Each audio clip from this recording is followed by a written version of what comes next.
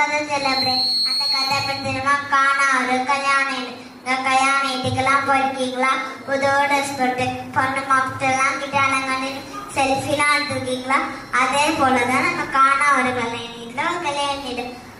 அங்க சொந்தக்காரங்க பந்தக்காரங்க எல்லாரும் இருந்தாங்க.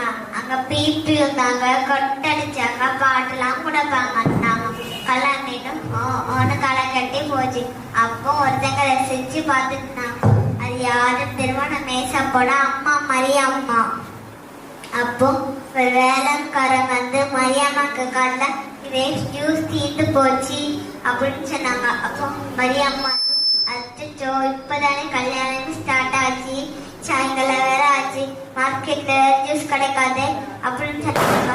அப்போ மரியம்மாய்க்கு வந்து ஐடியா என்ன ஐடியா இல்லைன்னா நம்ம ஏசோஷியேஷனுக்குள்ள வாங்க சொன்னாங்க. அப்போ மரியம்மா வந்து போய் சொன்னாங்க, ஏசப்பா தாட்சரசம் தீர்ந்து போச்சு அப்படின்னு சொன்னாங்களா.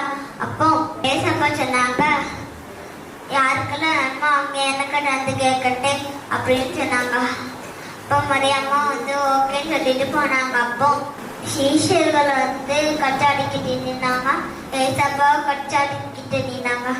ஏசப்பா சொன்னாங்க, அந்த 6 கச்சாடியும் தண்ணியனால நெருப்புங்க அப்படின்னு சொன்னாங்களா. அப்போ 6 கச்சாடியும் தண்ணியனால நெருப்புனாங்க. அப்போ ஏசப்பா சொன்னாங்க, கச்சாடிக்குள்ள தண்ணியை தாட்சரசமா மாத்து.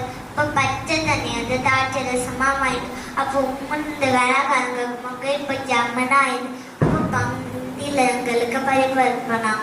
அப்போ எல்லாரும் குடிச்சிட்டு டேஸ்டியா இருக்கு, யம்மியா இருக்கு, சூப்பரா இருக்கு அப்படின்னு சொன்னாங்க.